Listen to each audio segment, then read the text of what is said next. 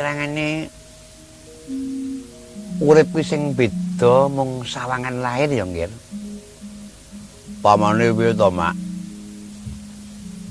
Sawangan lahir ngono bisa dibedakake kae sing sugih kaya ngono, sing kurang sugih kaya ngono, sing ora sugih kaya ngono. Kae mubra-mubru apa-apa duwe, kae sing setengah duwe, kae sing babar pisan durung duwe. Ora muni kok ora duwe ning durung duwe. Margo yen durung mau bisa dibudidaya bisane dadi wis. Ana durung-durung tenan apa kon ngaku muni wis ngono. Lah arep wis karo durung iki sing ngawur iki ya sapa to, Ora. Wong kabeh ora ana rasamu dhewe, wong sing nglakoni kowe iki ya mestine kowe dhewe sing ngerti. Lah iya. Ning tumraping rasa iki jebulane padha. Sing beda ki lakon ning rasane iki padha. Saiki sapa wonge to ora nyawang Sinuwun Prabu Duryudana. Wong kok urip kok tak sarwa-sarwi. Bondo semanding kawibawan tumepak derajat mapan sawijining ratu, pangkat sapa sing ngungkuli ngatasi ratu. Semat wis ora karu-karuan. Ning kok ya nganggo derdah kala mangsane karo bojo. Adipane pancen bebrayan ki kudu ngono. Amarga wong padumune ya sak temene dadi bumbu. Padu kuwi dadi bumbu. Ya sak nalika ngono geger. Aku biyen ya mutungan banget kok. Mutungan. Wong bapakmu ya nganyarke. Anggere jenenge ana tandinge sithik ngene, wong-wong kaya aku wis dianggep dudu wong. Melek-melekan ditandingke ya, jan ana wis dengkleh sapa sing arep ngopeni. Wong-wong gelem ngopeni bapakmu rak samangsane sesembodoran kesait. Mun aku wis dengkleh, umat boyok iki ora urung gereng-gereng ya wong omah sing ngopeni. Ndek pun ora wis lintutan anggere bocah jak goroh, Ning kok ya do gelem ya do dikeki dhewe-dhewe le manake ya ora. Nek lera gelem piye ora coba. Iya. Aku ya lagi bapak kok. Apa cah? Bapak yang ngarep kok tas saya ini ra kelakon.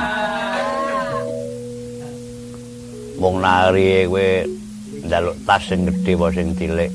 Aku cilik ya gelem cilik wis entek. Aku mulai sing gedhe bareng gedhe goleke tas siun apa ning ngono. Kaya ngono kuwi bapak. Lah iya, mula ya ngene. Besok paling kowe mbok menawa dipek wong ya, Nggih. Tak pujekke muga-muga kowe dipek wong lanang, Nggih. Apa kowe? Lah iya. Tak pujek-pujekke besok kowe muga-muga dipek wong lanang. Aku wong wedok ya dipek wong lanang. Lho lah iya iki bener apa luput? Ya bener kuwi kebeneran. Sing tak anggap wong lanang iki ora mung sipate, nanging ya tanggung jawabe, ngono. Jenenge wae kakung, priya lanang. Jantan. Lah kuwi kudu nanggung jawab kalawan wanita kang dadi sisihane. Wiwit sangka nenuntun ing reh tata krama nganti tekan nggon bekti marang guru laki. Nastiti saling tumindak gemi nggone nyimpen kayaning kakung. Wong lanang bisa mulang nguruk kaya ngono kuwi tegese wong lanang sejati. Nanging sing dadi wong wedok ya aja gampang sujanan. Marga wong lanang ngono kang lagi padha netepi wajib. Ana kala mangsane sok putek ana ing penggawean, kaboten kewajiban sing disandang lan sing digawa. Kuwi kewajibaning wanita kudu melu ngenteng-entengi. Dadi raja adohna kalawan istilah-istilah zaman biyen. Diadohke lho. Wong wedok kuwi swarga nunut, neraka ora katut. Lho, kuwi kepiye kok kaya ngono? Dadi ana penake gelem yen ana wong lanang rekoso mah melu-melu. Lah kuwi jenenge wong wedok sing sinting. Ngono ta? Yen pancen kewajibaning wanita kang sejati ngono sing darani bojo garwa kuwi sigaraning jiwa. Kuwi lara kepenak ayo padha disandang bebarengan. Amarga tumrap sanggemaning wanita mono uga ora beda. Yen wong lanang pinuju susah kudu wani dadi gurune. Yen wong lanang pinuju lara kudu wani dadi dukune. Yen wong lanang pinuju repot kudu wani dadi kancane. Sayen wong lanang kepengin di bojo meneh kudu wani nakokke apa ora. Lho perang mandras tak lakoni nggih yen caramu kaya ngono. Kowe akeh rembugan aja perkara kuwi, ngono. Aku lo tanpa rupa rak ya gedhe labu aku menyang bapakmu. Dek zaman bapakmu rono-rono nggo numpak sepeda ban mocare kene sapa sing ngopeni rak ya aku to. Saiki anggere wong aduh Pak, wah mengimbo. Saya para kencang kuwi. Aduh Pak sak mangsane butuh. Nek kene tiba tile-tile do rekaman rene ra mampir kocok nguwong ya. Wis ora apa-apa, wis ora eneng mbok ya wis. Ngene ya, Ger. Sawetara kanggo nyelimur ning aku njaluk pelok barang dhisik. Karek ning to. Lagu Risi-risan Tela, ngono Risi-risan Tela kuwi dek biyen Rendro ning ya apik. Risi-risan Tela. Madu salih manu podang ning kok anu ya apik. Ning coba saiki gagrake sing pelok barang. Kaya ngapa, Nger? Mbok iya. Iris-irisan tela laras pelok matet barang. Ris-irisan tela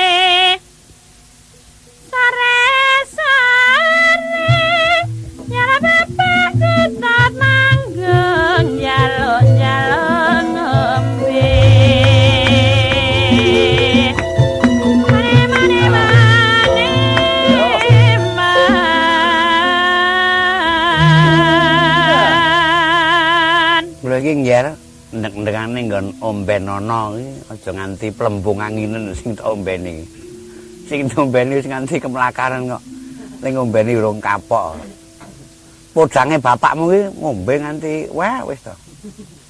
Bapakmu iki tak ombeni nganti anu lho, podange nganti wah wis kaya ana kae mawut-mawut kaya ngono lho. Ning ngombeni kok ora kesel lho. Sithik wis nggih nek ngombeni nggih. Omben ora nggo iyen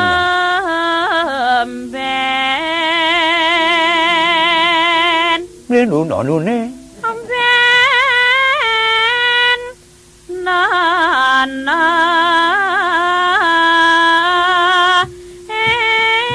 emano iku to tata omben omben omben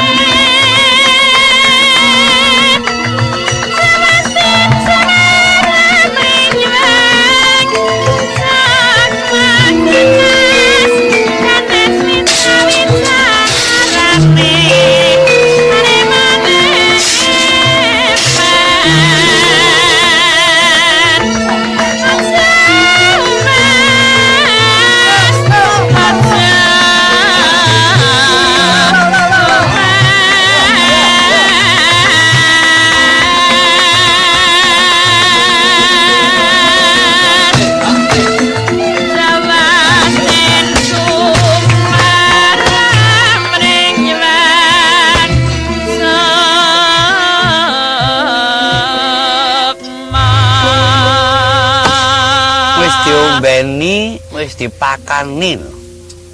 Kutute kok plecah-plecuken ning apa ta nggih?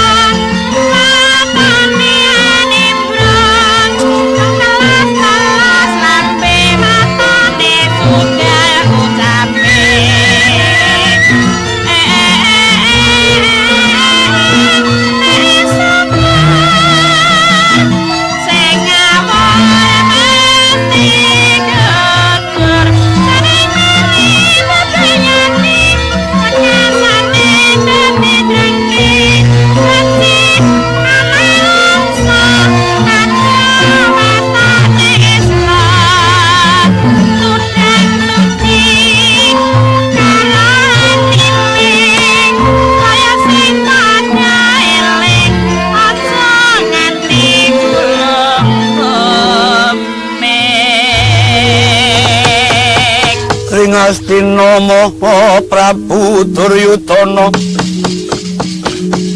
kala nang andika Kyai Werkodara den kapareng kene